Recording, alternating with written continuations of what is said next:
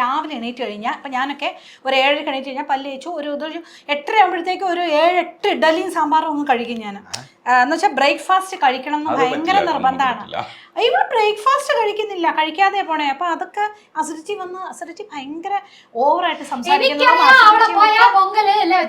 അവിടെ പോയി നിറയെ ഫുഡ്, പക്ഷെ അപ്പോഴത്തേക്കും ലേറ്റ് ആവും, അപ്പൊ കഴിക്കാതെ പോകുന്നു. അതൊക്കെ എനിക്ക് പക്ഷെ കൊച്ചു പോകുമ്പോ പറയേണ്ടതാണ് ദേഷ്യം അത് പോകും. കാരണം എന്റെ ആ കന്നാക്കെന്ന് എല്ലാരും പറയും, പക്ഷെ അത് ഒട്ടും ഫലിക്കില്ല എന്ന് എനിക്കറിയാം. അതുകൊണ്ട് ഞാൻ നെഗറ്റീവ് പറയാം, പോസിറ്റീവ്. അതെ അതെങ്ങനെയാണ് അത് മോശമായി പോയി. അല്ലെ ശിവാംഗി എന്നിട്ട് പോയിട്ട് അങ്ങനെ എത്തുമ്പോഴുണ്ടല്ലോ തിരിച്ചു കൊണ്ടുവന്ന് ട്രോഫി കൊടുക്കുമ്പോ നമുക്കൊരു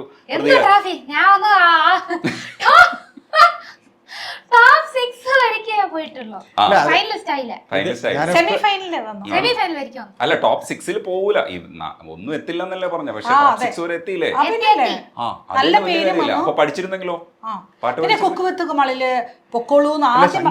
സംഗീതം മാത്രം നമ്മൾ എത്ര പ്രാക്ടീസ് ചെയ്യാൻ ആ നേരത്ത് അവിടെ കറക്റ്റ് ആയിട്ട് വരണം.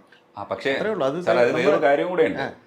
ഈ കുക്ക് വിത്ത് കോമാളിയിൽ പോകുന്ന സമയത്ത് ഇപ്പൊ നോക്കൂ സ്റ്റാർഡം എത്രത്തോളം വളർന്നിട്ടുണ്ട്.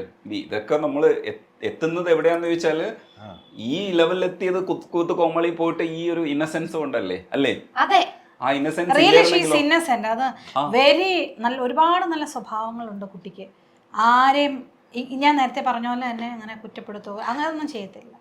എല്ലാവരുടെയും ഒരു ആർട്ടിസ്റ്റിനെ ഭയങ്കരമായിട്ട് ആസ്വദിക്കും.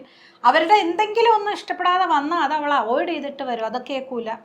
ജസ്റ്റ് കാരണം അങ്ങനെ പോലും നമ്മൾ ഇത് ചെയ്യണ്ട എന്ന് വിചാരിച്ച്. അതുപോലെ റിലീജിയൻ, കാസ്റ്റ്, കറുപ്പ് വെളുപ്പ് ഒന്നും അവൻ പറയണത് ഇഷ്ടമല്ല.